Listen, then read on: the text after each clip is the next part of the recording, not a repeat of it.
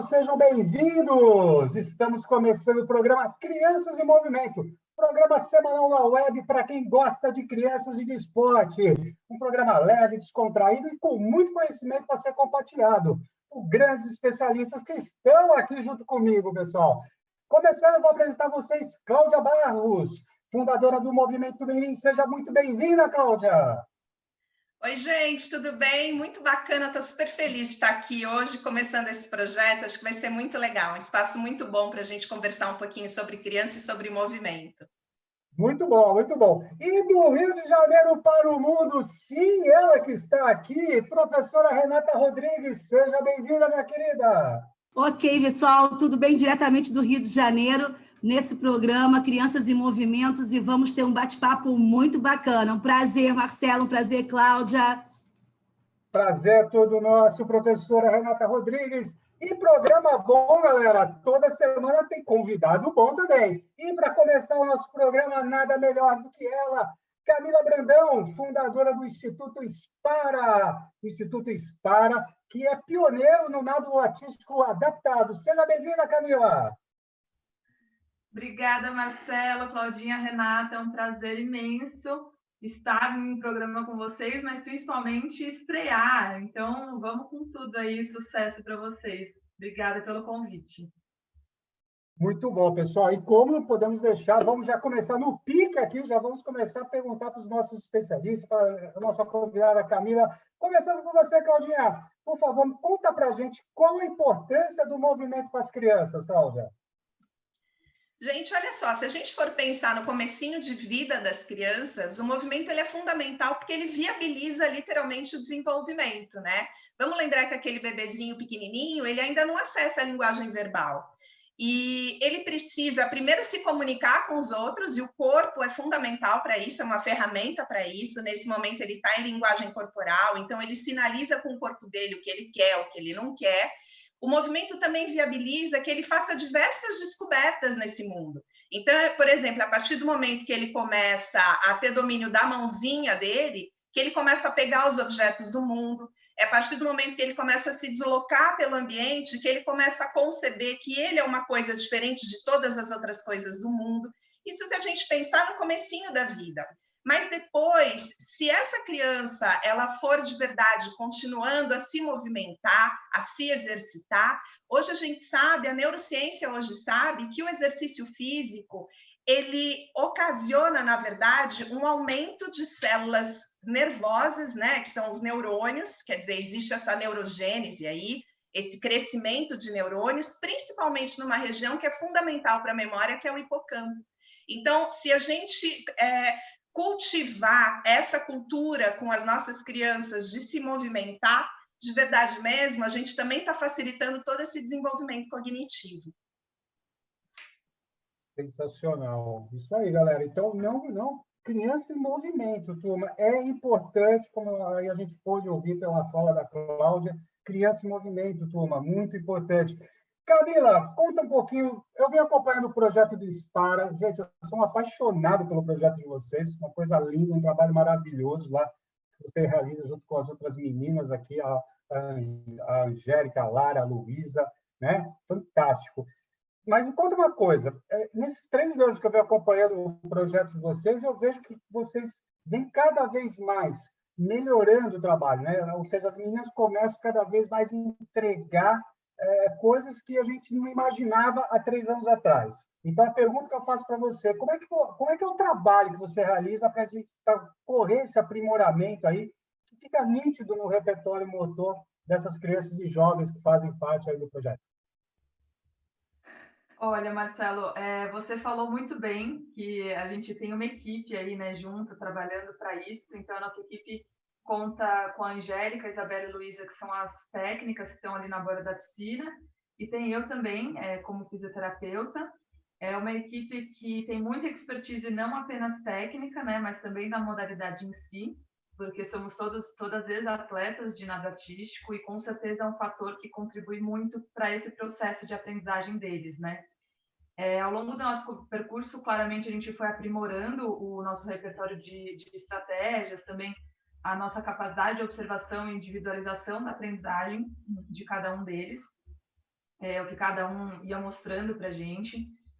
Uma das estratégias que eu não posso deixar de comentar, que ajudou demais a identificar a evolução deles, foi implementar uma avaliação com feedback visual, que foi uma sugestão da Claudinha, que, para quem não sabe, ela foi nossa voluntária no primeiro ano do Inspire, em 2016, e sempre se faz presente na nossa caminhada, mas realmente foi uma estratégia que a gente implementou e que deu uma qualidade muito melhor de avaliação e de resultado, né, de evolução. Então, em 2019, a gente mudou a forma de avaliação, que era uma avaliação só descritiva, para uma avaliação com feedback visual. Então, a gente faz uma avaliação a cada 3 meses, na qual os atletas executam alguns movimentos básicos que foram pré-determinados pela comissão técnica para avaliar esse desempenho e evolução. Isso tudo é filmado, avaliado por todas nós em uma reunião, e a gente elabora um vídeo com um relatório detalhado, com fotos de cada um desses movimentos, e o que ele está fazendo de bom e o que ele precisa melhorar. Então, para que eles entendam o que está sendo pedido, a gente tem um vídeo e algumas fotos dos movimentos de uma das técnicas fazendo, e em seguida a gente coloca o vídeo ou a foto dos atletas, e a gente descreve bem detalhadamente o que é que eles precisam enxergar. Então, isso foi muito bacana, a gente entrega isso para os atletas e para os pais, que também são grandes apoiadores nossos nesse desenvolver deles. E a gente consegue fazer com que eles entendam o que precisa ser melhorado e o que melhorou. Eles identificarem o que já melhorou, que também é bem legal. E a gente acredita que esse aprendizado é uma via de mão dupla, sempre. A gente se coloca à disposição com a nossa expertise sobre os movimentos e técnicas, né, que devem ser executados, e eles trazem a questão da limitação deles. Então, a gente aprende junto, e juntos a gente traz essas possibilidades, as adaptações. Então, acho que é um conjunto de tudo isso que eu trouxe, que a gente faz para que eles se desenvolvam na melhor potência deles. E, Camila, a gente já pode ver assim, uma mudança, essa aquisição de um ganho motor melhor dentro da piscina para o dia a dia deles, das atividades que eles fazem em casa? Sim. As mães, né, os pais, a família, eles mesmos trazem, mas a família traz muito isso, não só em termos de aprendizado motor, mas também cognitivo, né, foco, concentração, compreensão e também de saúde. Então, muitos deles acabaram emagrecendo, se preocupam mais, né, também com o corpo, têm esse entendimento do que é ser uma pessoa mais saudável. Então, essa busca também, com certeza, contribui demais para o processo todo. Renata, aproveitando esse gancho aí que a Camila acabou de falar para a gente, dessa melhora também na atividade do dia a dia, a gente pode traçar um paralelo de crianças que fazem atividade física, ou seja, crianças que estão em movimento em algum programa, seja ele numa academia, numa escola de natação, num clube, com crianças que não estão em movimento, assim, uma melhora a nível de rendimento escolar, Renata?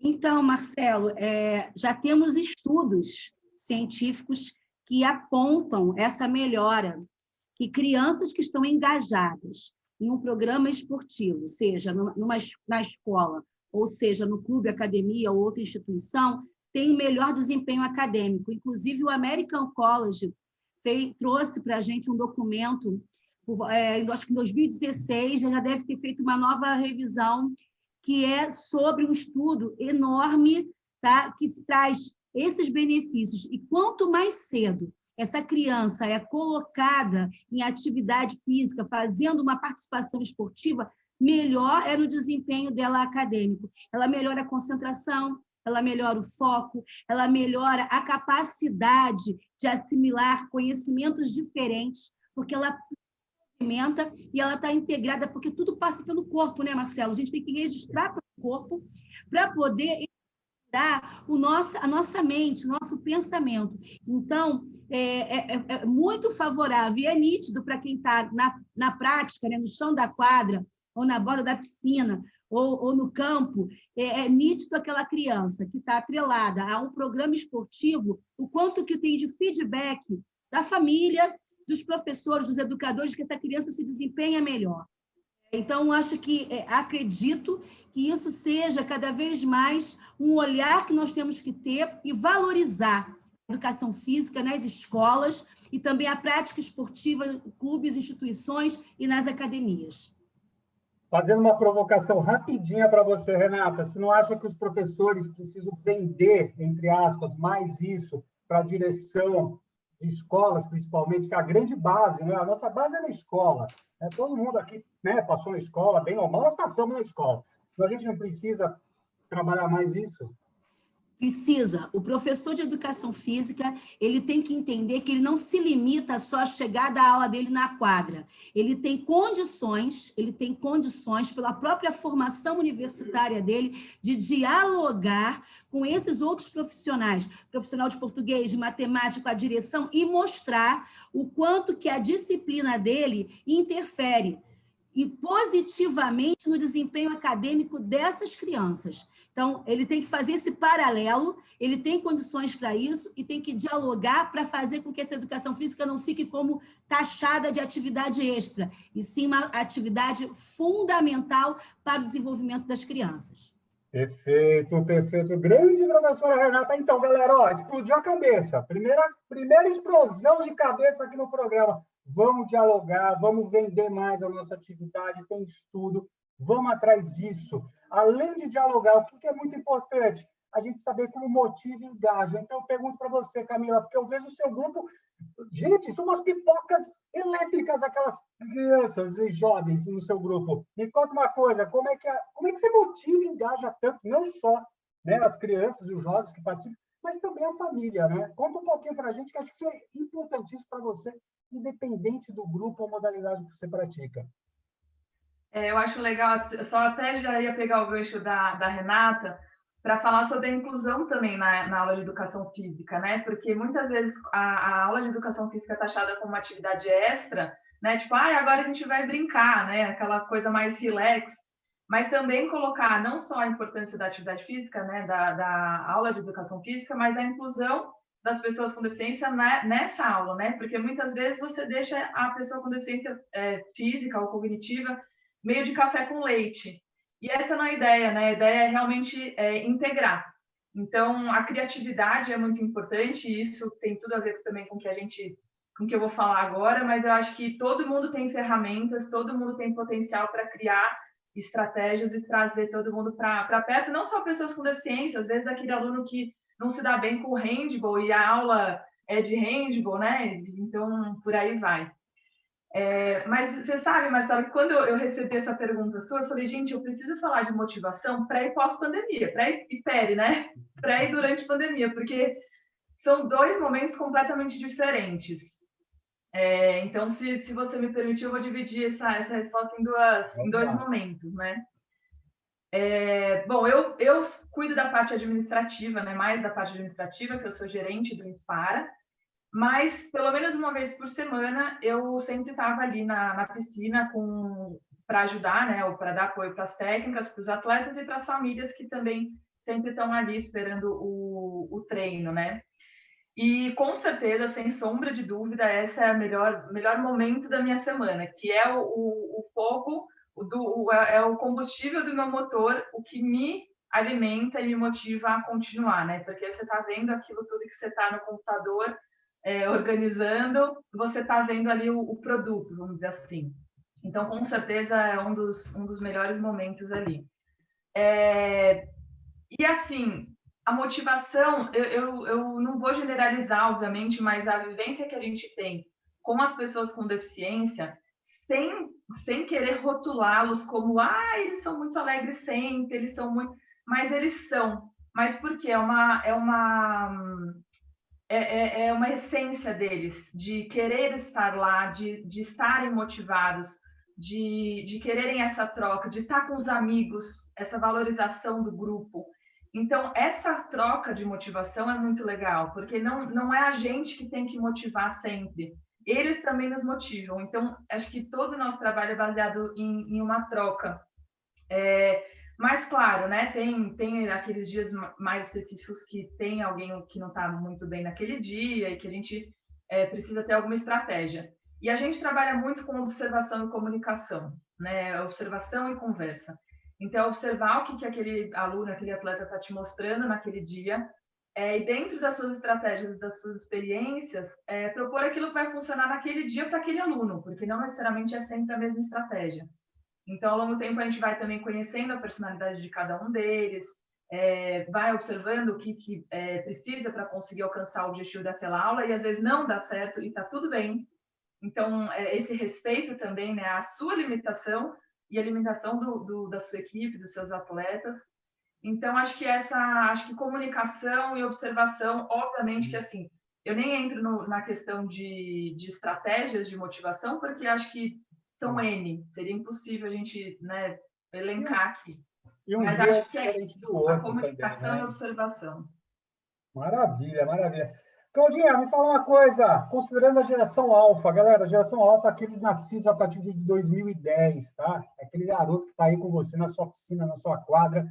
Quais as habilidades que o professor precisa desenvolver para poder engajar as crianças em seu programa esportivo, nessa geração aí que está nos reaprendendo, né? Nos fazendo reaprender a dar aula? Vamos lá. Eu acho que a Camila trouxe questões bacanas aí a respeito de motivação, né? E, gente, sempre que a gente se reporta a essa geração, a primeira coisa que vem na nossa cabeça são os eletrônicos, né? Então, são os iPads da vida, o iPad, o iPod, não sei mais o que, né? Isso está aí. Então, assim, não adianta a gente repudiar esse tipo de aparelho, porque é uma realidade, isso está na nossa frente. Agora, a grande questão é assim, a gente pode usar isso como uma ferramenta a nosso favor para motivar essas crianças. Simplesmente repudiar, na verdade, a gente está se opondo a alguma coisa que para eles é muito importante. Eu não posso me opor a alguma coisa que eles valorizam. Então, eu posso usar isso como um recurso. Eu posso, por exemplo, pegar o meu celular e filmar a aula e mandar para eles por WhatsApp. Sabe? A gente está usando alguma coisa que é importante para eles para valorizar alguma coisa que é importante para a gente também, que é o nosso próprio trabalho. Então, acho que a gente tem que entender essas ferramentas como meios de facilitadores na nossa comunicação. Eu acho que é por aí o caminho, né? Não repudiar, porque isso existe, mas se isso facilitar o nosso acesso a essas crianças, se essa é a linguagem deles hoje, eu acho que a gente precisa usar isso a nosso favor, né? E sempre assim, com esse fim. Qual que é o meu fim? Qual que é o fim dessa história? Eu quero que eles se movimentem, eu quero que eles se motivem, e eu quero, na verdade, me aproximar deles. Eu quero que essa relação, ela seja uma relação importante. E na construção desse vínculo, eu preciso levar em conta qual é a linguagem deles, como que eles dialogam hoje. Se é esse o caminho, é esse o caminho que eu vou usar. Muito bom. Renata, me conta uma coisa, como é que a gente pode engajar mais as crianças nos programas esportivos, seja realizados nas academias, que vem crescendo cada vez mais, né? Ou também no after school, né? nas escolas esportivas dentro das escolas?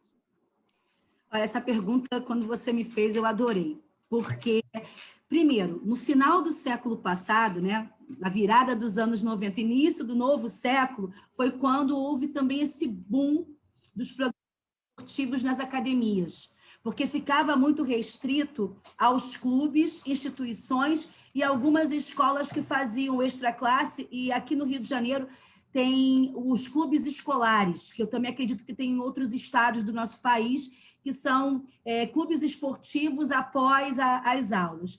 Mas nas academias ainda era uma sementinha que na virada do século, no início dos anos 2000, foi um boom. As grandes redes de academia começaram a colocar quadra nas suas academias, piscinas maiores, e deixou de ser um apêndice.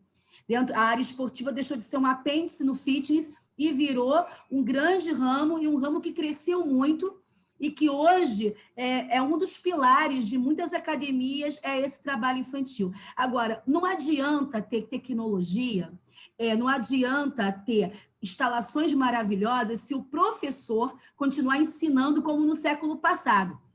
Então, esse professor, ele tem que entender que não é só chegar e mandar a criança correr, aquecer, ele tem que ter uma linguagem pedagógica, uma linguagem moderna para o século XXI. Então, ele tem que dialogar com essas crianças. Eu vou pegar um gancho aqui da Camila, da motivação e também da inclusão, trazendo também essa questão da inclusão.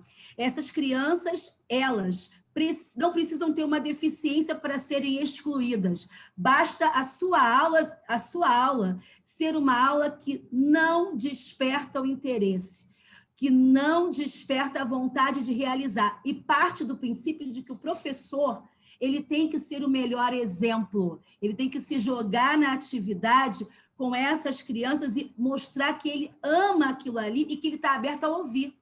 Então, tanto na academia quanto na escola, esse professor tem que se desprender assim. Não é raro a gente escutar. Eu ensino como eu aprendi. Não, a gente não pode ensinar como a gente aprendeu. A gente tem que ensinar nessa linguagem, como a Claudinha falou, para as crianças-alvos. Tem tecnologia? Use a tecnologia. Filme, traga jogos interativos que passe pela tela do computador, mas que o corpo tenha que resolver. Traga curiosidade. Se não tiver prazer, a criança não vai aprender. E aí, um apelo também para as escolas, para a rede pública. Invistam, porque investir na prática esportiva é investir não só em projetos esportivos olímpicos, é investir em saúde, é investir em educação, em formação integral. A gente está vivendo um momento onde saúde está sendo falada e atividade física falada o tempo todo. E as escolas querem tirar os tempos de educação física, resumir os tempos de educação física. Então, a gente precisa engajar esses professores, engajar a comunidade, engajar os professores. E terminando a minha fala, falando de inclusão, esse gancho da Camila me sensibiliza muito, porque me incomoda quando as pessoas falam de inclusão e apenas fazem uma integração. Não basta integrar. Nós temos que preparar nossas aulas, onde não é, eu dei uma função para aquela criança que tem dificuldades fazer. Isso não é incluir, isso é integrar. Incluir é quando aquela criança é capaz de realizar aquela aula que é feita para todos, dentro das suas limitações e capacidades. Quando ela está incluída plenamente, ela vai organizar o seu corpo, organizar o seu aprender dentro dessa situação. Então, nós temos que ser profissionais mais engajados com a proposta de transformar pessoas através da prática esportiva. Fantástico, fantástico. Galera, 22 minutos aqui de programa, a cabeça está explodindo, está sendo um grande aprendizado. E eu vou em cima dessa linha de grandes aprendizados, e basicamente nós vamos fazer uma rodada aqui de grandes aprendizados agora. Começando pela Camila. Camila, me conta uma coisa. Quais foram os grandes aprendizados que você experimentou na sua carreira, principalmente nessa fase aí do Inspara? Bom, olha, vou ser sincera que quando eu recebi o roteiro, eu falei, gente, que pergunta é essa? Só Marcelinho para fazer esse tipo de pergunta. Não sei se a resposta, né? Não tem certo e errado, enfim, mas não sei se é a resposta que você esperaria, mas de fato é o que eu sinto de compartilhar, né, com vocês aqui no programa, porque eu acho que é uma pergunta muito difícil, ela é extremamente ampla. Eu já aprendi muita coisa, mas eu tenho certeza que eu ainda tenho muito a aprender. Inclusive, acho que esse é um aprendizado constante, né, de ter humildade, de reconhecer que eu não sei tudo e que eu estou aqui para aprender sempre. Mas na minha cabeça vem 4 coisas, né, que eu aprendi e continuo aprendendo constantemente, mas são aprendizados que eu tive com as minhas experiências enquanto atleta, com experiências profissionais e pessoais, né, ao longo da minha vida, e obviamente com o Inspara, que eu estou a todo momento aprendendo muito, e eu levo tudo isso tanto para a minha vida pessoal quanto profissional. Então, o primeiro aprendizado que eu gostaria de compartilhar, que é o que a gente está falando aqui a todo momento, seja a pessoa com deficiência ou não, mas ter um olhar humano.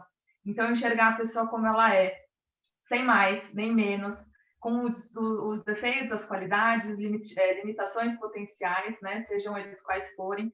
Então, esse é um aprendizado que eu coloco em prática tanto com os nossos atletas, quanto as pessoas com as quais eu me relaciono no dia a dia, minha família, meus amigos, comigo mesma, entender que cada um é único daquele jeitinho que ele ou ela aceitar que todos somos humanos, sujeitos a erros e acertos, e entender essas limitações e encontrar possibilidades, né? Então, essa é uma das coisas que me vem muito forte. A segunda coisa é a perseverança. Eu sou uma pessoa extremamente perseverante. Obviamente que minha vida de atleta me ensinou isso, com certeza.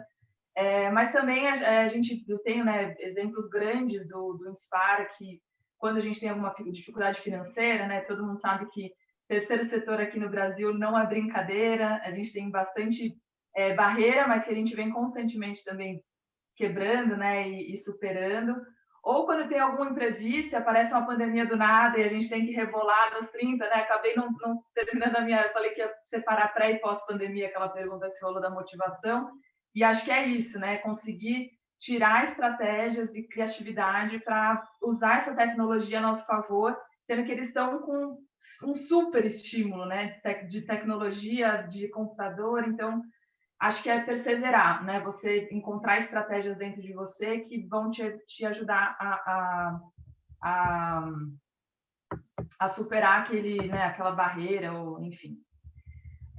Autorresponsabilidade, então é uma outra coisa também que eu aprendo muito, é não terceirizar aquilo que me pertence. Então, se eu errei, eu assumo, corrijo, se eu machuquei, eu reconheço, peço desculpas, faço diferente da próxima vez. Sobre aceitar as consequências das minhas escolhas, das minhas ações e me dispor a aprender com elas. Né? Eu acho que isso é a autorresponsabilidade que todo mundo deveria cultivar, né? Que eu acho que a gente terceiriza muitas coisas. Eu falo eu ainda, né? Porque é isso tudo que eu estou no processo. E por último, paciência, que acho que agora a gente está tendo uma surra de teste, né? De paciência.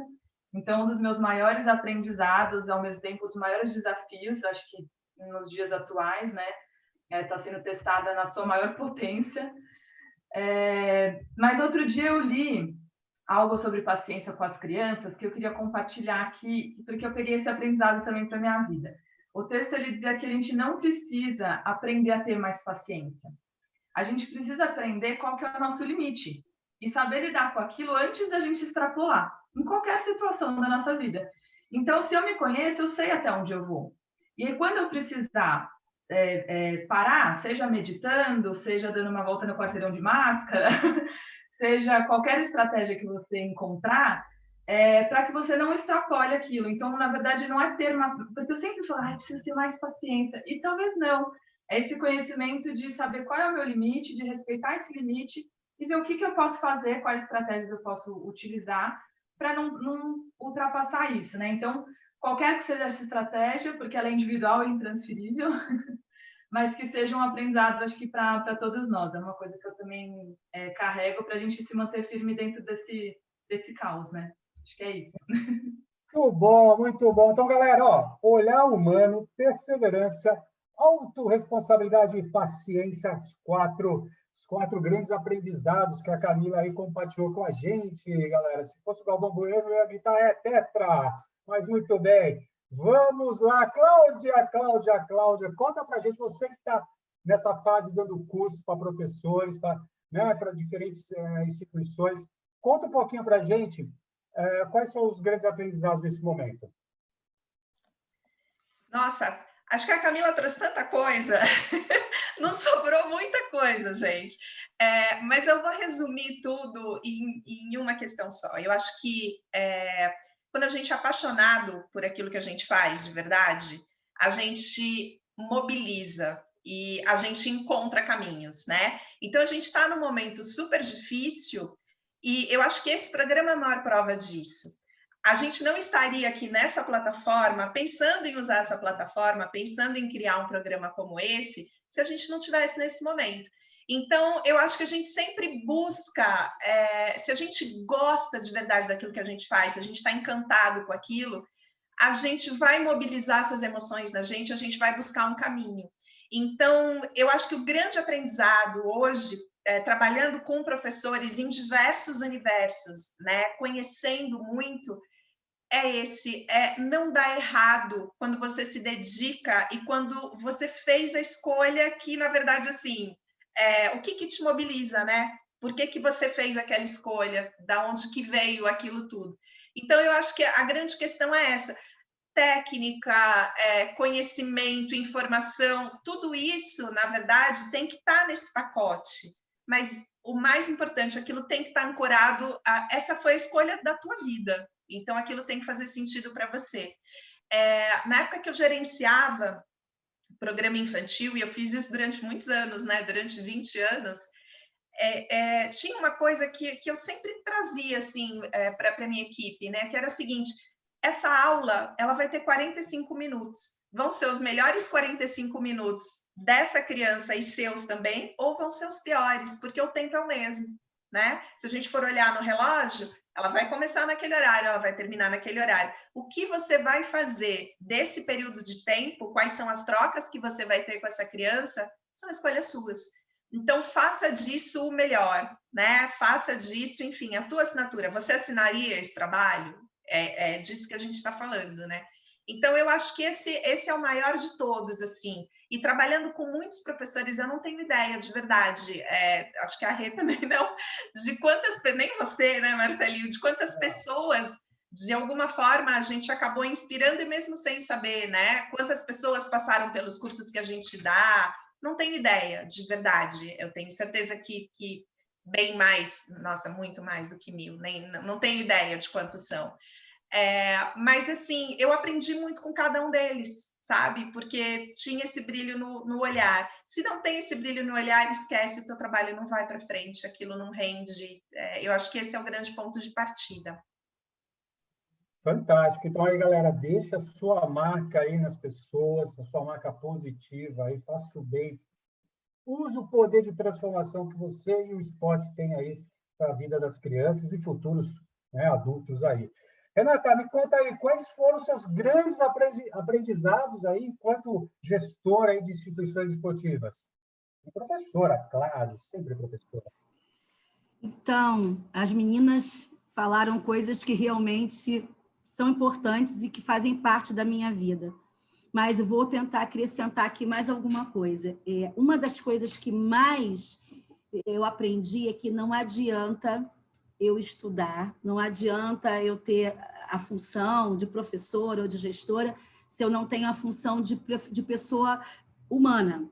Então, eu tenho que ser uma pessoa melhor para mim e para o outro. Então, se eu não me aceito, se eu não me conheço, se eu não me entendo, se eu não me perdoo, eu não posso fazer esta prática com o próximo. A outra coisa que eu levo comigo é que ninguém faz nada sozinho. Esse programa é a prova disso. Nós estamos interligados. Os nossos alunos, as famílias dos nossos alunos, os outros profissionais que atuam com os nossos alunos, seja na escola, na academia, no clube, eles fazem parte de uma rede de relacionamento, de uma rede que tem como a única base aquele indivíduo, que é aquela criança que está conosco. Então, nós não fazemos nada sozinho, a gente tem sempre como aprender algo com o outro. E que essas crianças, elas nos ensinam todos os dias. Elas nos ensinam como sermos resilientes, elas nos ensinam como não aceitar certas imposições, elas nos ensinam a ser melhores, elas ensinam a sermos mais verdadeiros. Então, eu vejo essas crianças como os nossos professores. E uma coisa que eu fui aprendendo, foi difícil para mim, tá? Foi muito difícil, que eu fui aprendendo com o tempo, se eu não acertei de primeira, não tem problema. A gente pode fazer de novo. Então, o importante é que, do momento que eu identifico que eu errei, que eu não persista nesse erro, e para que eu possa fazer de novo. Porque sempre há uma oportunidade para quem quer acertar e quem tem essa vontade de fazer diferente e começar de novo. Tem que ter coragem e tem que ter vontade. Então, isso eu fui aprendendo, foi muito difícil, porque eu me culpava muito por errar, mas hoje eu entendo que eu tenho um outro dia, eu tenho uma outra oportunidade. Claro, ninguém quer errar. Eu faço de tudo, eu acordo de manhã, vou acertar 100%. Acho que a gente tem que acordar assim. Eu não vou errar hoje. Porém, se eu errei, eu vou reconhecer imediatamente e eu vou fazer assim, o que eu posso fazer para não errar mais? Então, acho que é isso que a gente aprende, assim, que eu levei para a minha vida. Sem dúvida nenhuma. Outro dia eu estava até compartilhando com um amigo meu, eu falei, ensine o seu filho, se ele faz coisas boas ou não na escola, como se fosse uma partida de futebol, porque o menino é tão louco com futebol. Eu falei, olha, se ele foi nota 10, se ele fez coisas muito produtivas, ele ganhou o jogo. Agora, se ele foi mal naquele dia, não produziu, aí ele perdeu o jogo. Agora, talvez ele chegue em casa e fale que não foi nem bom nem ruim o dia. E o futebol ainda propicia isso, né? Ele propicia um empate, que muitos esportes não propiciam empate, né? Muito bom, meninas. É o seguinte, chegamos no nosso último quadro, 60 segundos. Única pergunta para vocês, e vocês terão só 60 segundos, serei muito cruel. Eu irei desligar o microfone de vocês se vocês estourarem os 60 segundos, tá bom? É o seguinte, começando por você, a nossa convidada aqui no programa 1, a fundadora do Instituto Inspara, Camila Brandão. Camila, para você, Criança em Movimento é... Olha, eu até brinquei quando eu estava programando aqui as respostas, falei, sou uma pessoa tão intensa, tão profunda, que é difícil ficar, né? Acho que já deu para perceber. Mas, para mim, a frase é: criança em movimento é o despertar para infinitas possibilidades. Eu acho que isso resume bastante muita coisa. Muito bom, muito bom, muito bom, Camilinha. E você, Cláudia? Criança em Movimento é... Gente, para mim, criança em movimento é criança aprendendo. Muito bom, fantástico, fantástico. E para completar o nosso quadro, eu dei 60 segundos, mas elas estão sendo extremamente rápidas, meninas. Professora Renata Rodrigues, Criança em Movimento é... É criança feliz, porque a gente só aprende pelo prazer. O desprazer dá como resultado não aprender.